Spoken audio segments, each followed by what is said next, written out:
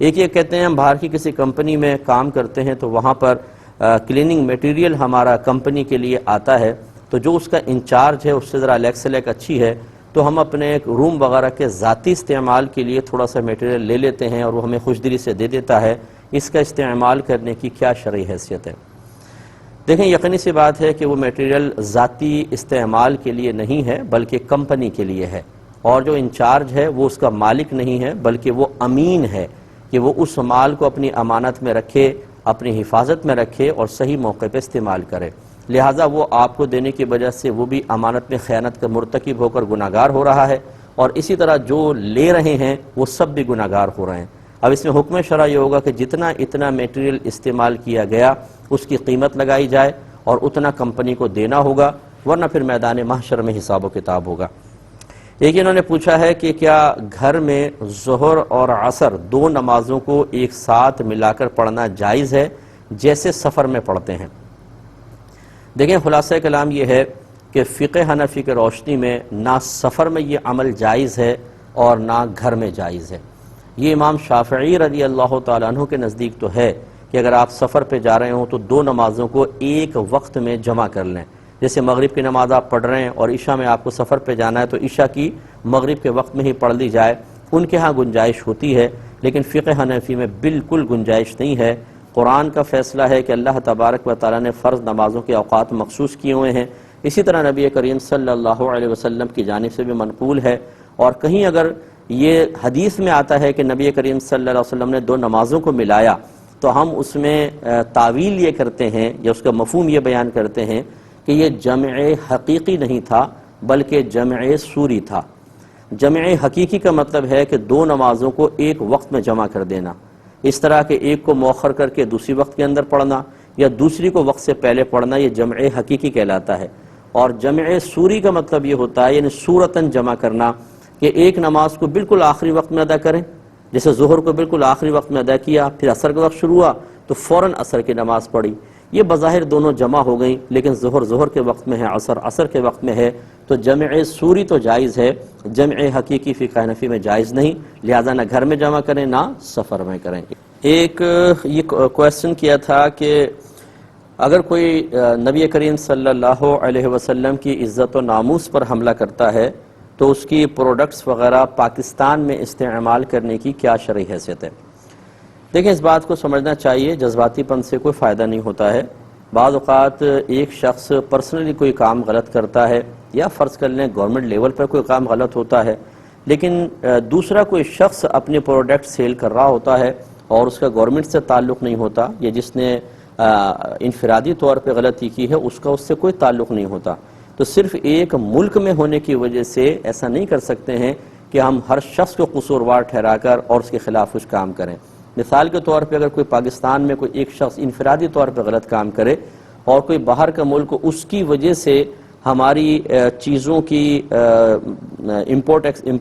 روک دیتا ہے، ہماری پروڈکٹس کو کہتا ہے کہ ان کا بائیکاٹ کیا جائے، تو ہم بھی یہی آبجیکشن کریں گے کہ ہماری گورنمنٹ نے ایسا نہیں کیا، تو ایک انفرادی شخص ایسا کر رہا ہے، تو اس لیے یہ سب سے پہلے تحقیق کی جائے کہ جس کی آپ پروڈکٹ کا بائیکاٹ کرنا چاہتے ہیں کیا وہ براہ راست اس میں ملوث ہے بھی کہ نہیں ہے، پہلی بات یہ۔ دوسری بات یہ کہ بائیکاٹ کرنے کا کوئی فائدہ بھی ہوگا کہ نہیں ہوگا،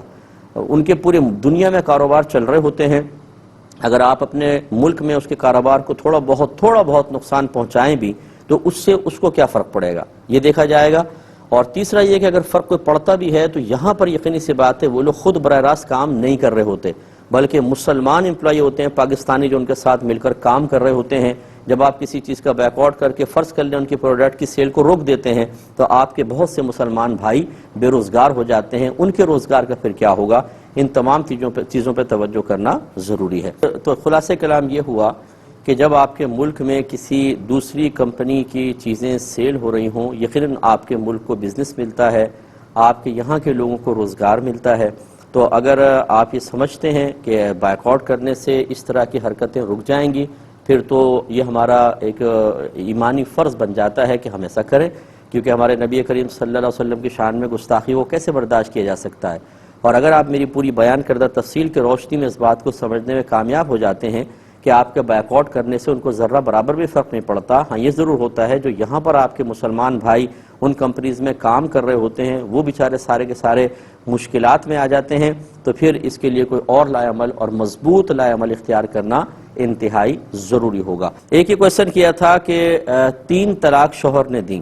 اور اس عورت نے جو اپنے شوہر کے معاملات لکھے ہیں کہ وہ شوہر غلط قسم کی حرکتوں میں دوسرے لڑکوں کے ساتھ وغیرہ وہ ملوث تھا، تو اس نے 3 طلاقیں دے دیں۔ اب وہ شوہر عورت سے کانٹیکٹ کر کے ڈیمانڈ کرتا ہے کہ تم حلالہ کروا لو اور میرے ساتھ دوبارہ نکاح کر لو، جبکہ لڑکی کے ماں باپ سختی سے منع کر رہے ہیں کہ ہم تمہاری کسی اور جگہ شادی کریں گے۔ تو بچی کویشچن کرتی ہے کہ میں شوہر کی فرما برداری کروں یا اپنے ماں باپ کا کہنا مانوں، کیا حکم شرع ہوگا؟ دیکھیں، مسئلہ یہ ہوتا ہے کہ نبی کریم صلی اللہ علیہ وسلم کے فرمان ذیشان کے مطابق عورت پر سب سے زیادہ حق اس کے والدین کا ہوتا ہے، لیکن جب شادی ہو جاتی ہے تو سب سے زیادہ حق اس کے شوہر کا بن جاتا ہے۔ تو اگر آپ شادی شدہ ہوتی پھر آپ کا شوہر کو حکم دیتا اور جائز حکم ہوتا اور ماں باپ کا حکم اس کے خلاف ہوتا تو یہی کہا جاتا کہ آپ شوہر کی اطاعت کریں، لیکن 3 طلاق کے بعد چونکہ اب وہ آپ کا شوہر نہیں رہا، تو جب وہ نہیں رہا تو یقینی سی بات ہے کہ ماں باپ کا حق ہی مقدم ہوگا۔ اب اگر ماں باپ منع کر رہے ہیں اور بالکل معقول منع کر رہے ہیں کہ جب ایک شخص غلط حرکات میں ملوث ہے اور اس کے علاوہ وہ 3 طلاقیں بھی دے چکا ہے، تو کون ماں باپ ایسے ہوں گے جو اپنی بچی کو دوبارہ اس دکھ بھری زندگی میں بھیجیں اور دوبارہ اس شخص پر ٹرسٹ اور اعتماد کریں؟ تو لہٰذا بالکل آپ کے والدین صحیح کر رہے ہیں اور اب آپ کو اپنے والدین کی اطاعت کرنا ہی واجب ہوگا۔ یہ کہتے ہیں کہ کسی شخص نے کسی بینک سے گاڑی نکلوائی اور ناجائز طریقے سے نکلوائی، یعنی ایسی کنڈیشنز، ایسی شرائط مان لی جو جائز نہیں تھی، اب کیا کوئی دیندار یہ کہہ سکتا ہے کہ تم یہ گاڑی کچھ عرصے کے لیے میرے حوالے کر دو، میں اس پہ پیٹرول ڈلوا لوں گا اور میں استعمال کر لوں؟ کیا حکم شرع ہوگا؟ دیکھیں، جب کوئی ناجائز طریقے سے کسی چیز کو حاصل کرتا ہے تو خود اس کے لیے اس کا یوز جائز نہیں ہوتا، چاہے جائے کہ کوئی دیندار اس چیز کو اپنے استعمال میں لا کر اس کو حوصلہ فراہم کرے کہ آپ نے جو غلط کام کیا ہے، میں اس گاڑی کو استعمال کر کے آپ کی حوصلہ افزائی کرتا ہوں کہ شاید آپ نے صحیح کیا ہے۔ تو دیندار کو تو بالکل اجتناب کرنا چاہیے۔ یہ بعض اوقات ہم اپنے ذاتی مفادات کے لیے اپنے دین کو داؤ پہ لگا دیتے ہیں اور لوگوں کو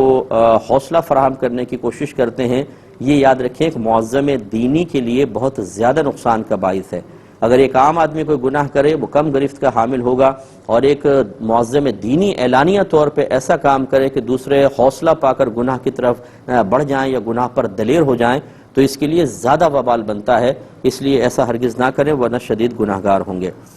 یہ کہتی ہیں کہ کیا یہ صحیح ہے کہ زکوٰۃ ادا کرنے کے بعد مال چوری سے محفوظ ہو جاتا ہے؟ دیکھیں، یہ بالکل حدیث میں آیا، نبی کریم صلی اللہ علیہ وسلم نے ارشاد فرمایا کہ کہیں دنیا میں کہیں پر بھی اگر مال چوری ہوتا ہے تو زکوٰۃ ادا نہ کرنے کی بنا پر ہوتا ہے، لیکن یہ کوئی ضابطہ کلیہ نہیں ہے۔